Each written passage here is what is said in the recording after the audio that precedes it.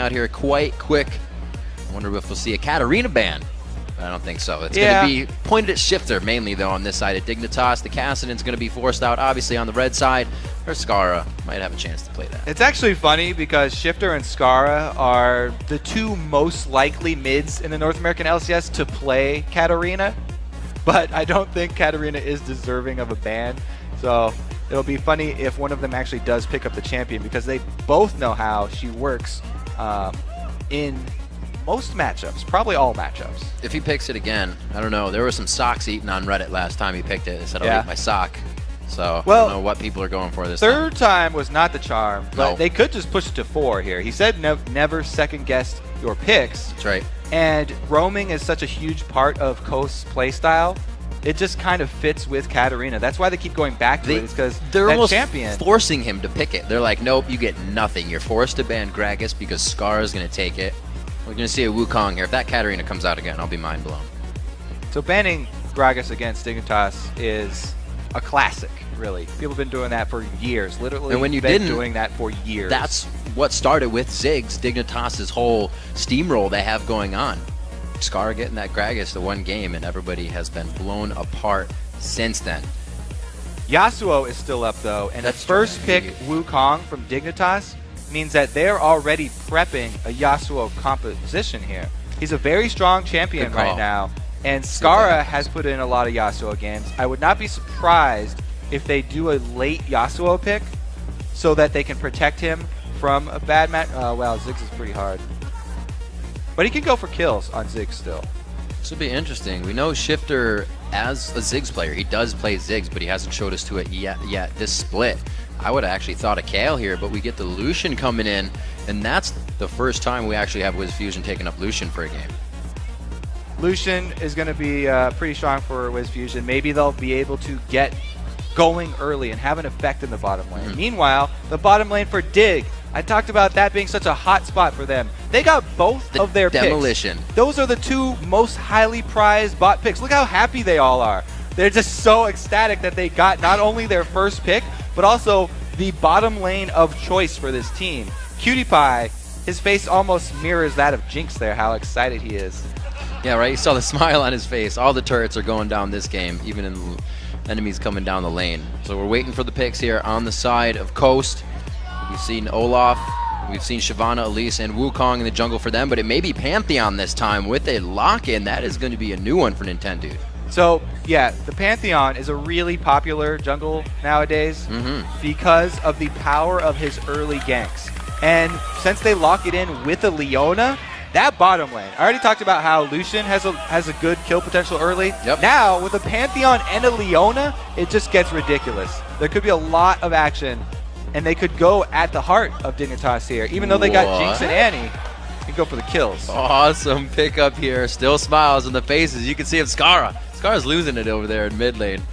Oh, man. This is going to be an awesome composition. A lot of fire. A lot of death coming down from Dignitas. A lot of area of effect damage here for Dignitas.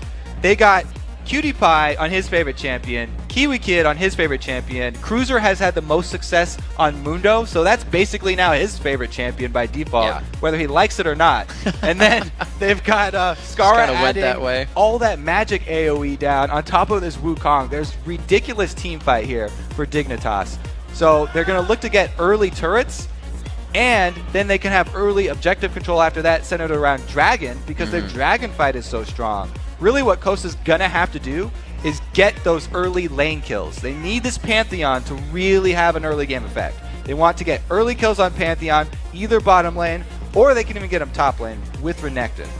And these picks don't surprise me from Coast. Ziggs being a first-time pick from Shifter. Pantheon on Nintendo. We know Nintendo for the Leona in the jungle, the Fiddle in the jungle in the previous splits. These guys are, like we said, not afraid to try things. So Shifter did use Ziggs in the promotion tournament, I'm pretty sure. And it's an all-around amazing mid-champion. Man, is that thing annoying to play against because of the long-range harass / wave clear that just happened at the same time. So he'll definitely be happy on that champion. And it means that he doesn't have to actually walk to the other lanes to extend his sphere of influence. He can actually just throw down long-range ultis to help out. Now, do you think this meta currently provides for Scar to be going in the bottom lane with Karthus still? So Karthus, you know, he's pretty good in 2 versus 1 lanes. Yeah. Back last season, Reggie was quoted as saying, you know, never go against Karthus as a 2 versus 1 because he's so strong at them. His weakness is getting dove, though, and Pantheon is the king of diving. So I would not want to put that Karthus in 2 versus 1 situation. Pantheon will dive your ass really quick. Definite hard hats in that situation. A little too much danger. The champs are locked in, so let's see who you locked in to get the win here. Over to LOLesports.com. Another 90%er. 90% of you think Dignitas. I guess keep that streak alive. There's just like this wagon that's going around. Everybody in the LCS votes all the same way nowadays. They're offering goldfish. I got to get on that train. Free goldfish if you get on the bandwagon. So we'll see what these teams have for each other. Coast looking to bring out the Ziggs, the Pantheon, for the first time in this matchup. Crumbs brings out the Wukong again. We thought they would go for Yasuo, but it does appear that the Renekton was pulled out in the game overall. Yeah. Coast was looking at that Yasuo too. Talking about how annoying it is to play against Ziggs, Yasuo doesn't have a better time than a lot of other people, so Sakara goes with a safe farmer here, which has really worked out for them. Him on more long-range farm champions has been a lot more successful for Dignitas than him on Assassins. Because when Scar plays Assassins, he shoves up a lot and he gets ganked a lot, and he really makes himself vulnerable. But he's had success on champions like Karthus and Ziggs because it makes him play more safe. Talking about not safe, all these Renektons coming out with the Doran's Blade to start lately, straight into the Tiamats. Real aggression there. Yeah, he could shove his lane up pretty early. I like this. This is much nicer here. Both of them just showing off how big of an explosion you can make. Shifter actually has the upper hand here. You can see he has literal bombs, and Scar's just working with those little Skittles. It's kind of sad. Look, he's demoralized. Look at his face there. He's like, I don't want to be on the screen right now. Don't look at me. Don't look at me. Turn off the names. My explosions are just as powerful as yours, Shifter. This is... I'm gonna actually do a quick Wraith here. Scar is like covering that. And they're like, when Wraith comes up, I'll help you. I'm really interested to see if Nintendo goes for the level 2 gank like Meteos did last game, because Pantheon is another champion that can go for the level 2 gank just after 1 buff. They're very uncommon because the other jungler can try and make you pay for showing that early, and junglers usually want to secure both buffs. But people like Pantheon and like Lee Sin have such high kill potential just at level 2 that the possibility is there, and you really catch your opponents off guard because they're not used to looking for jungle ganks until past 3 minutes. Yeah, you fail that and you're in deep don't say that. So 2 minutes on the clock. We got Crumbs going for red. We'll see what he can do. Jade Wukong for him this game. Like we said, he played it quite effectively last time. We're going to see if he can out-gank Nintendo here in the aggression. Cruiser knows that it may be tough in that lane. And it is a 2v1 overall, but not the Karthus switch we were thinking about. Yeah, so they go for the 2 versus 1 switch once again. Dignitas did this last time that they got. They do it fairly often when they get Jinx. Mundo and Renekton are both decent at clearing jungle camps, but you could see how Cruiser was already prepped for this one. Starting that Burning Agony, just taking out the Wraiths plus Wolves very, very quickly. He'll be a camp up, actually.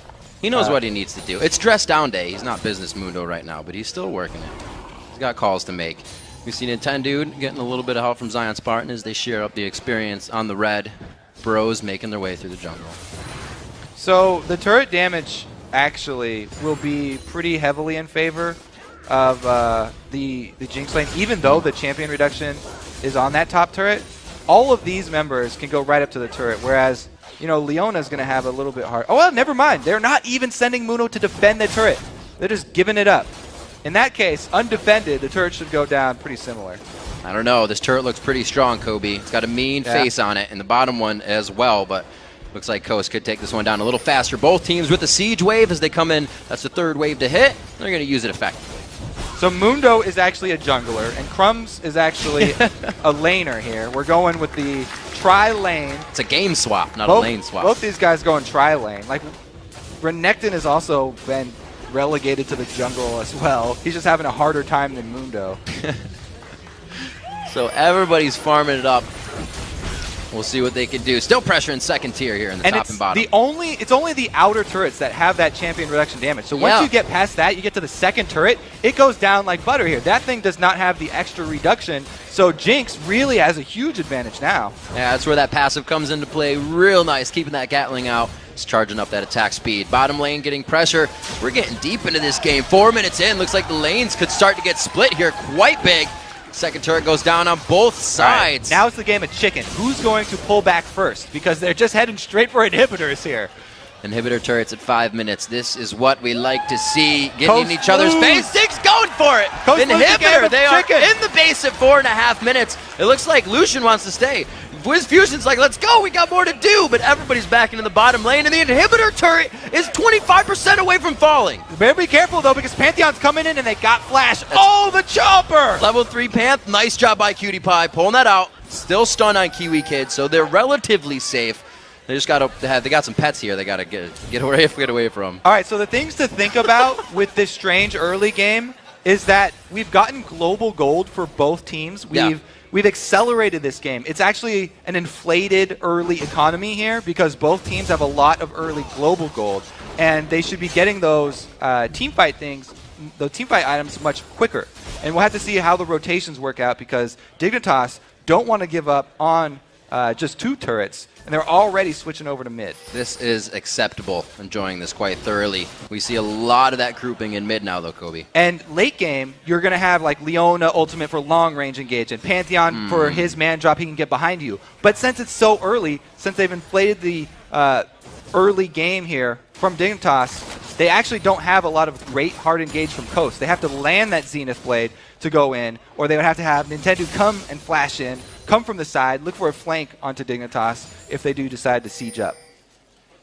Looks like Scarl will be going for that Rod of Ages once he gets it finished. It'll be 10 minutes before he's fully built on that.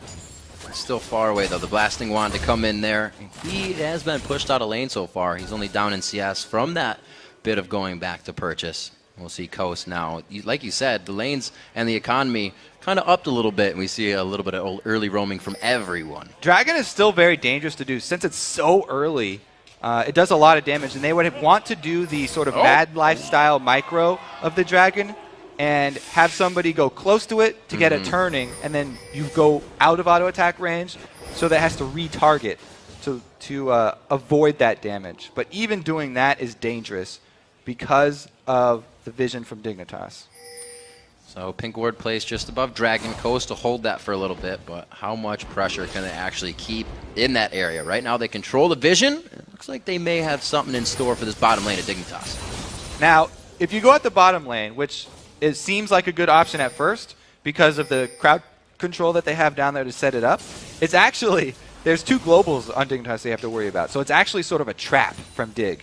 They're saying if you go at our bottom lane, Annie will land the stun, and it'll buy time for teleport to come in. Let's see. Annie may land that stun. She actually throws down the choppers first. They say, let's hold the stun. This is going to hurt. Oh, the flash on the barrier. Who thought he was going to get out? Not me. Wiz Fusion getting a hit there. It's not Crumbs being 6, but he is 5. Big kills coming in here from Cruiser. The teleport was used to get into the fight. Wiz Fusion still there. Cutie Pie has completely kept his distance from the fight. He knows what the result would have been. So if the trap does go off there, they are able to use both globals to get back in and answer 2 kills.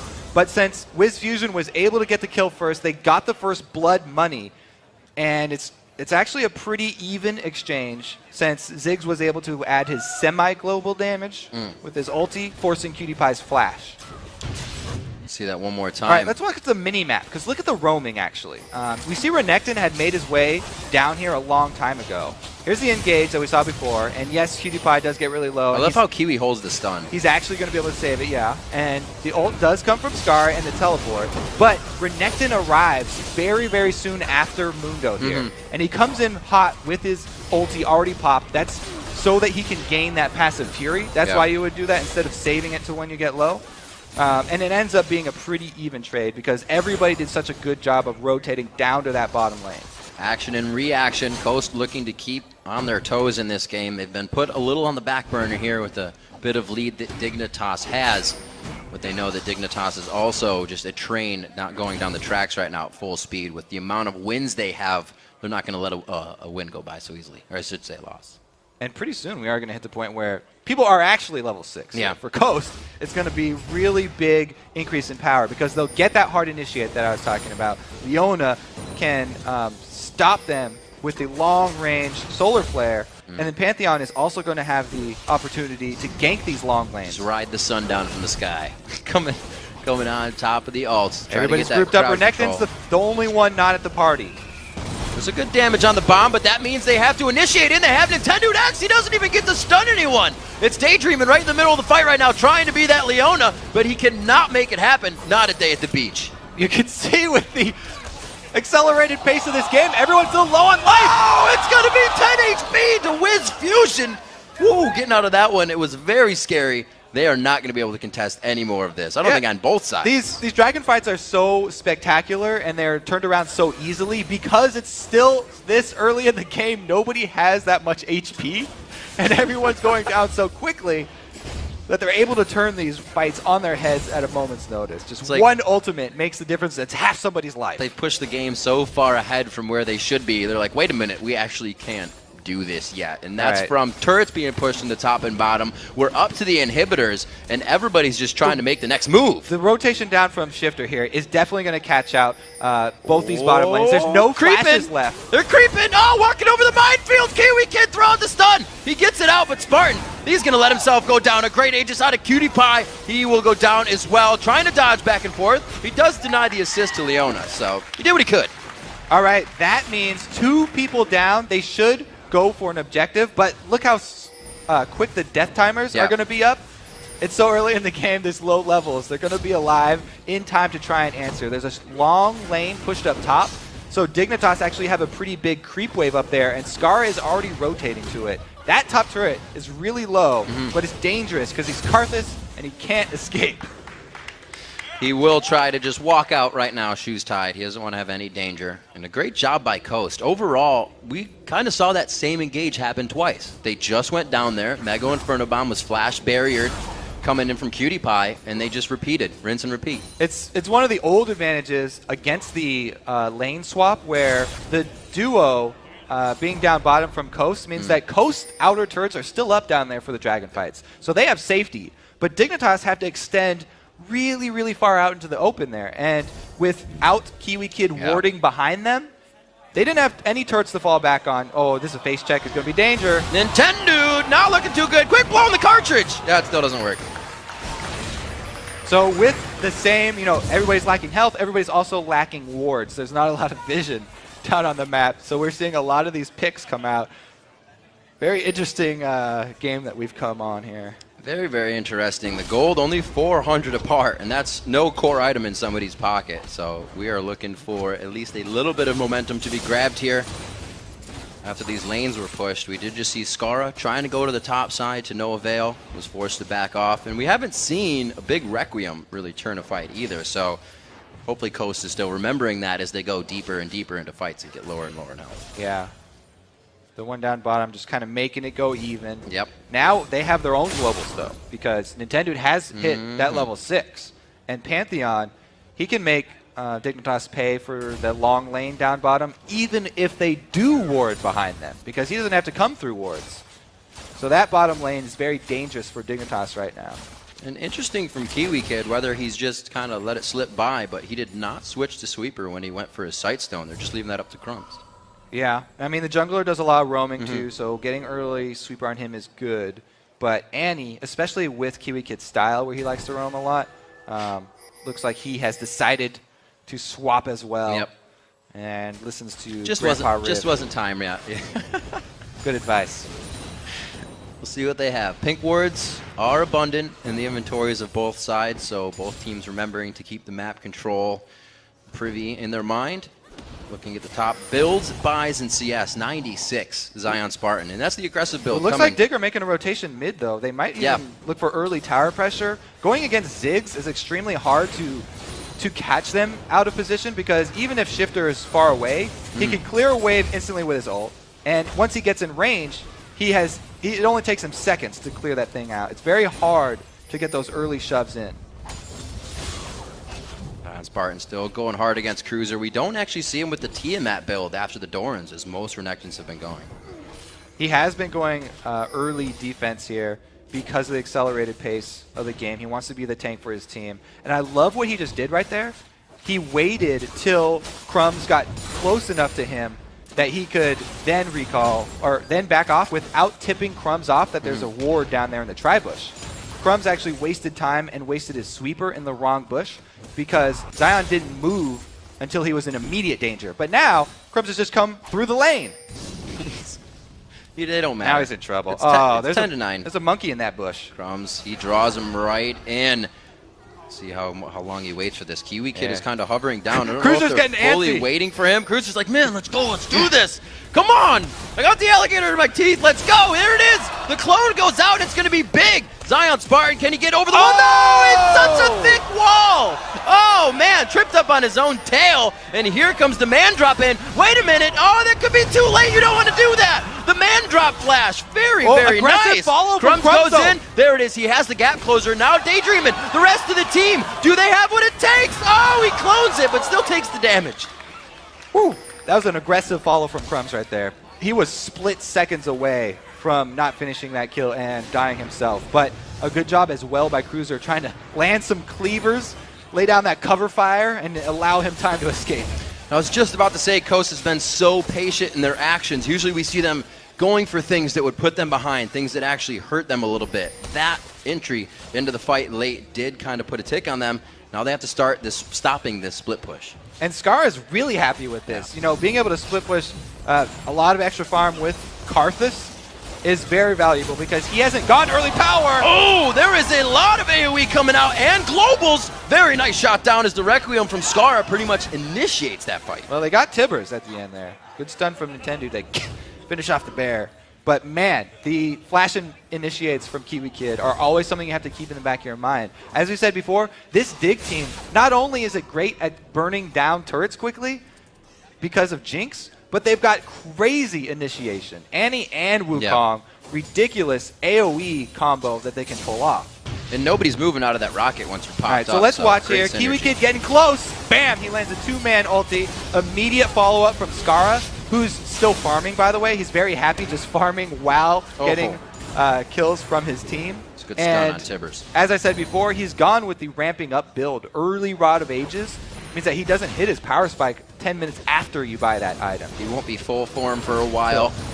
He does have the needlessly large rod, though. He's looking to make an impact with that damage. It's not just going to be a defensive build for him. See him and the team kind of moving down to the bottom side. Power in numbers here. Everybody moving in party, hip to hip. Double buffs onto Skara previously. That's going to be very nice for him in these engagements.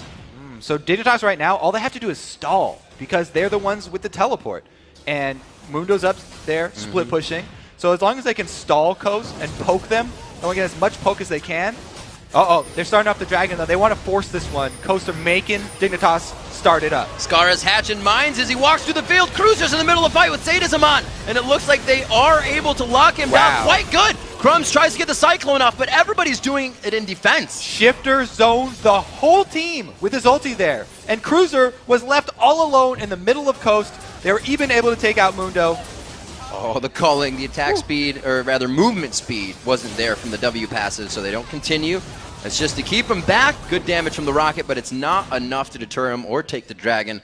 That goes in favor of Coast, and they don't pull in the lead yet, but they are staying even with Dignitas. The zone control from Ziggs is ridiculous around early dragons. That's something that's actually glossed over a lot of the time, but he was really able to pretty much decide that entire fight there.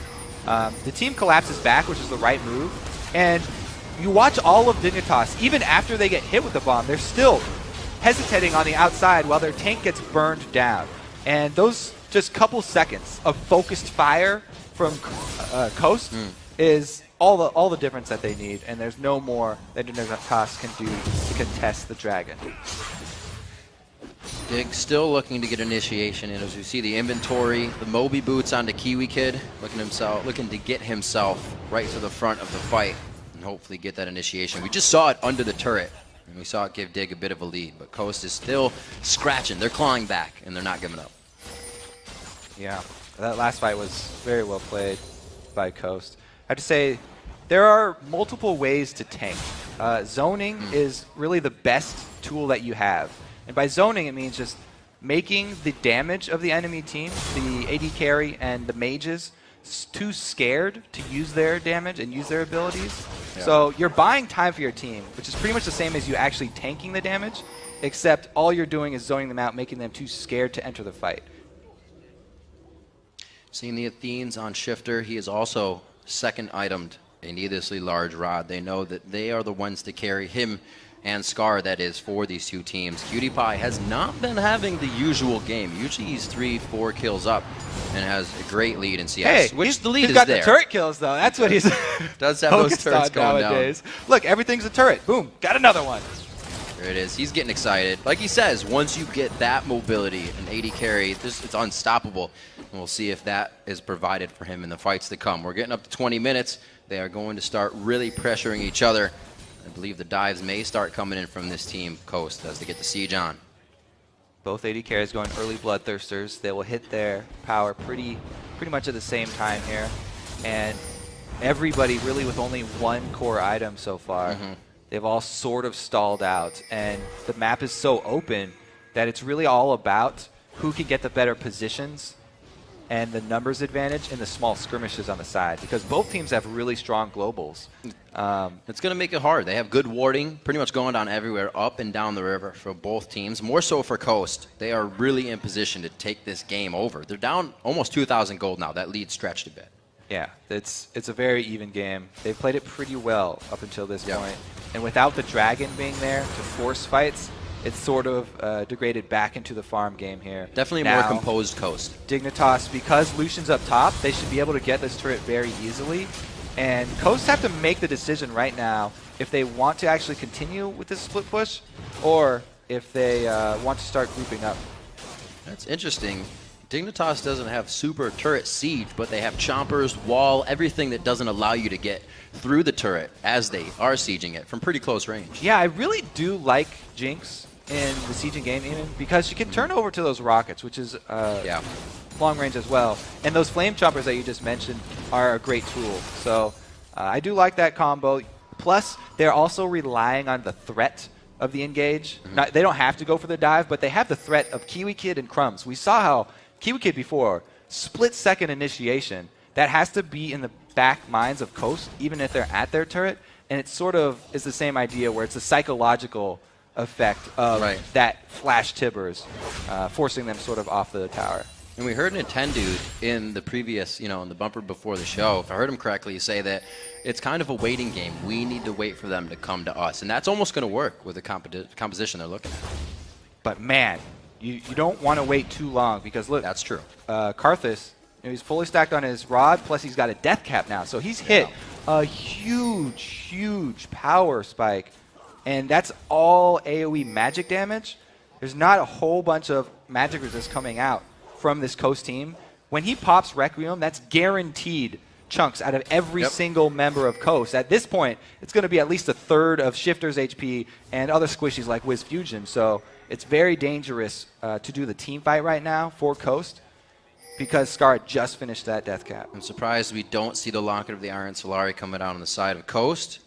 It's going to be a lot of damage, even with both sides. The Black Cleaver being finished for that Cyclone stack, the damage coming in from Wukong is going to help QtPie so much. Yeah, they've got really well-diversified damage sources on Dignitas, so it's hard to itemize against it since you have to balance all defensive stats. You need health to back up your armor and your magic resistance. And really, it's all about catching someone out of position. Coast, as we said before, they really want to make use of the long-range engage that they have with the Leona and the Pantheon to try and catch Dig away from their AoE game that they want to play. Dignitas really want to get the combo off. That's where their strength is. Looks like Coast is waiting for that they are going to come to us situation right now. The pink ward is almost the initiation of this fight right here, but they both back off as Dignitas does get a bit of vision control. We're going to see Dragon in 15 seconds. The posture is heavy from both teams. And QtPie cheated a little down to that bottom lane to grab a couple extra CS, and Dig actually were gaining money from all three lanes at once. So the lead slowly eking out towards Dig's favor. Now, while Coast are sort of in an indecisive position around Dragon, they know they have to make something happen very soon. So there's the long-range engage coming. How about this for soon? Nintendude coming in with the man drop. Grand Skyfall does Teleport not in the get back. too much. Oh, they don't see it coming from the backside. They do. Nintendude and Shifter call it. He satchels over the wall, but Nintendude's left with his team. It's Daydreaming trying to get out. A great calling from the backside, but Wiz Fusion could be in a bad spot real quick. They get Daydreaming off as well. The Requiem hasn't even been used, and the double kill coming in for Scara, coming up big on the fight. Wiz does what he can, taking down Crumbs, but they are still engaging. Zion tries to get the stun down. Cutie Pie's there. The Rockets are on. He dodges it. A great stop and stutter to get himself out of line. Stutter step from Zion, letting the zap go right by him. Really nicely played. That was almost a double for the Kiwi Pie. Bottom lane at the end cleaning up, but they weren't able to get it. However, they retain control of the map, and that's going to mean the Dragon for them. So they get the giant reward. You see a really good call by Dignitas backing off. As soon as they saw the Pantheon circle, they call for the teleport in back and just circle around Coast. They get a lot of the AoE off on at least 2 people, but Scar gets taken down so early, he can't continue to move with the fight. At this point, Requiem does come down, though, and that will guarantee the extra advantage for them, getting them low enough. I love how Kiwi Kid did not give up on the play either. He goes into finish Shifter, even gets him by himself. Throws down the Ignite. Make sure he goes down. Oh, that stab. Zion Spartan. Learn that in gym class. Keep your finger on that S key, because that's one of the best juking tools, especially, I guess, if you're a Wukong there, Crumbs, is extra opportunities to make use of that. So damage builds from both of the junglers. I guess you're going to get that out of a Pantheon on a Wukong. They've been trying to do what they can. It is a 4-2-4 Wukong with 143 CS though, trouncing 0-5-4. And you see 63 CS. Nintendude's been having a tough time. Yeah, he is. And that's why he's sort of behind on his Warmogs that he's trying to build. Pantheon loves that Warmogs. If you're going to build a single defensive item, health is always the way to go, because it'll protect you in both cases, since Dig's damage is so diversified. And Pantheon really just wants to be able to live long enough to get off multiple uses of his passive. So probably going to try and rush that Warmogs next before even upgrading into that Black Cleaver. So Glass Cannon Scara looks to finish up a Void Staff as his next item.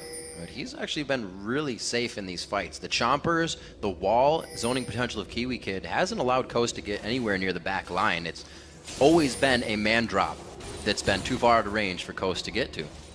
Yeah, they want to get it comboed really well with a long Solar Flare. That would be the ideal situation.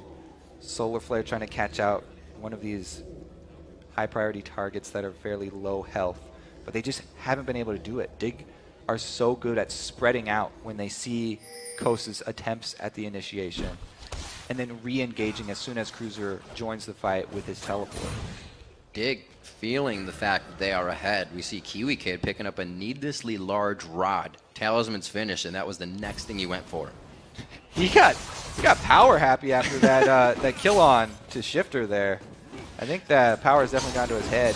He might be going for a DFG. Let's see. It is the first kill on the Shifter, so it was a 3-kill shutdown. He gets a bit of gold out of that. I love seeing the support Annies with DFG, because your support in the end game ends up being able to solo the AD carry of the opponents now in Season 4. That's a ridiculous The tables have advantage. really turned around.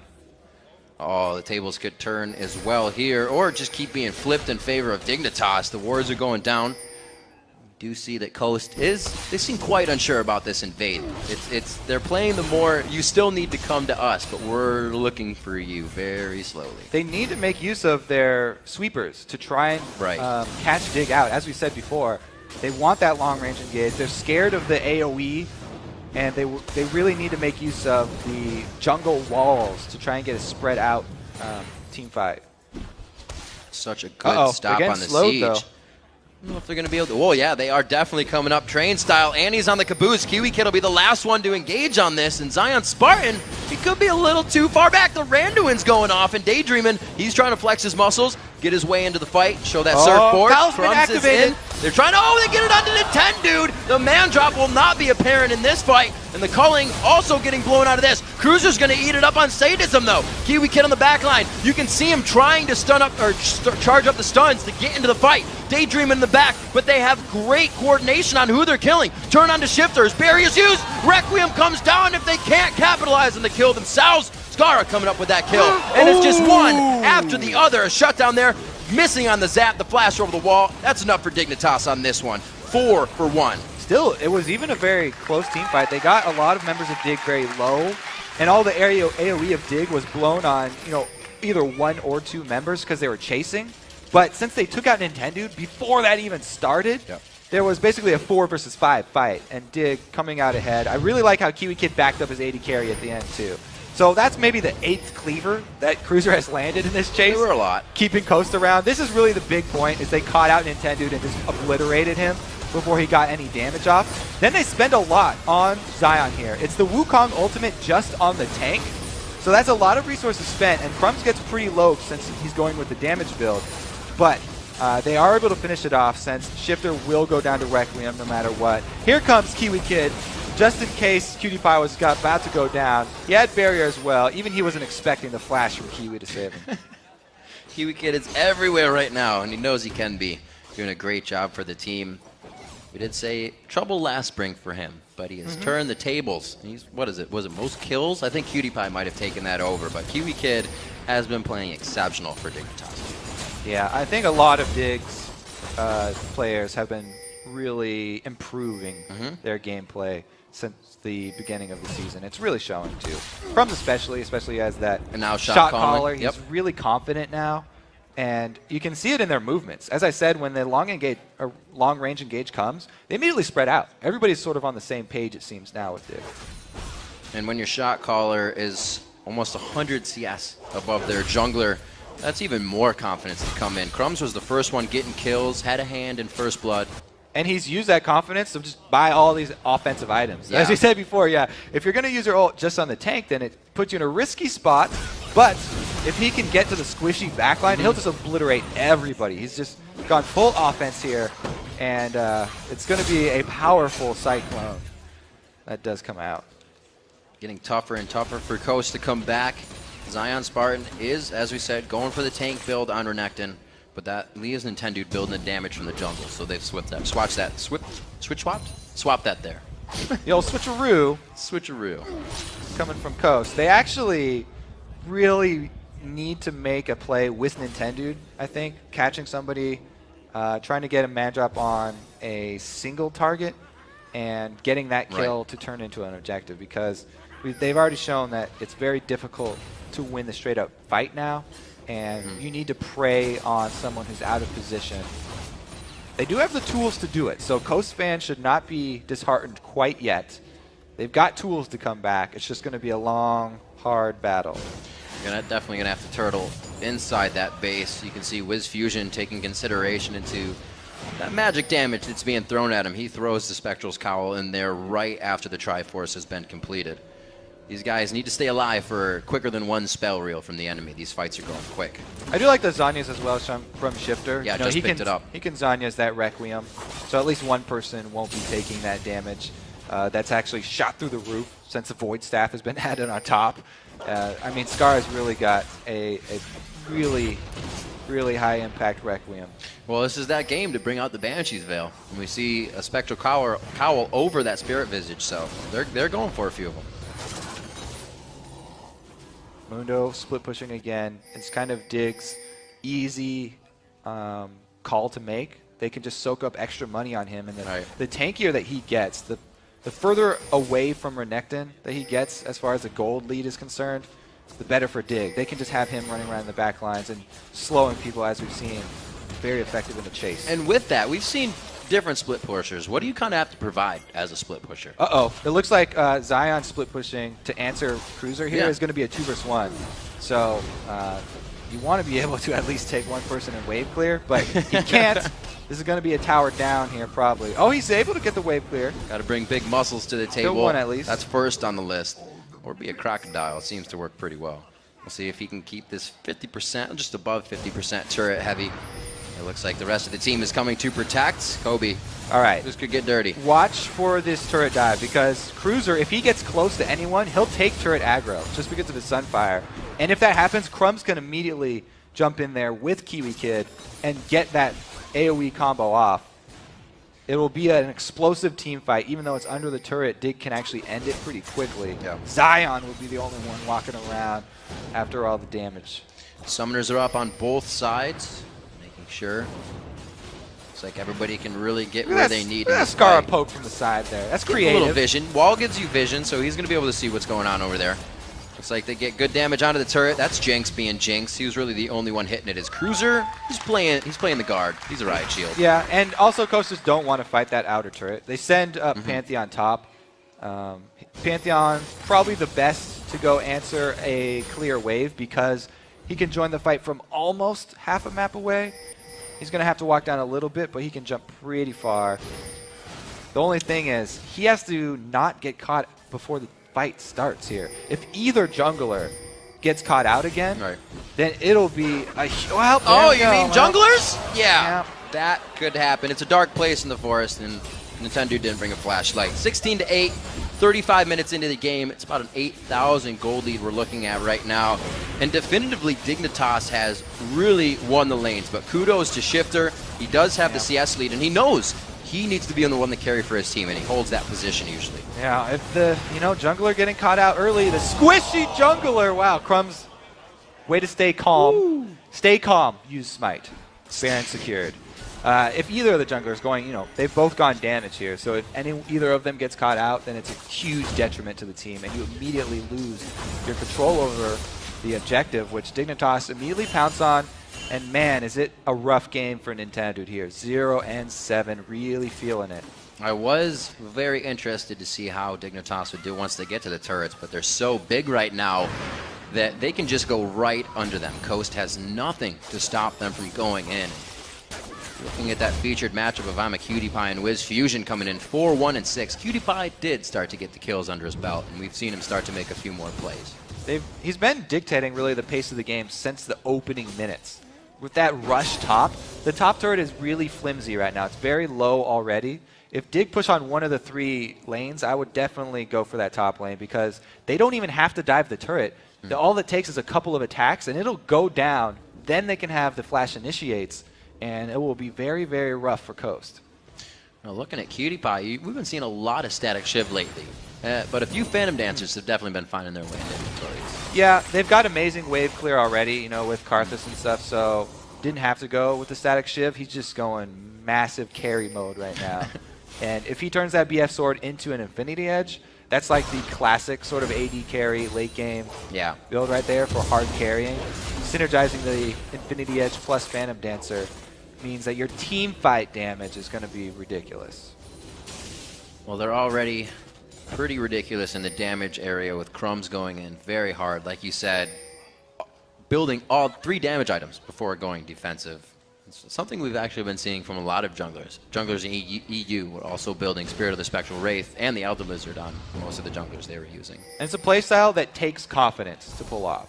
If you're not sure in your moves, then you're going to go down very quickly. If you don't dodge a CC ability, then you can be punished very quickly. But you have a much bigger impact on the plays, and that's what Crumbs wants. He wants to have the power in his hands.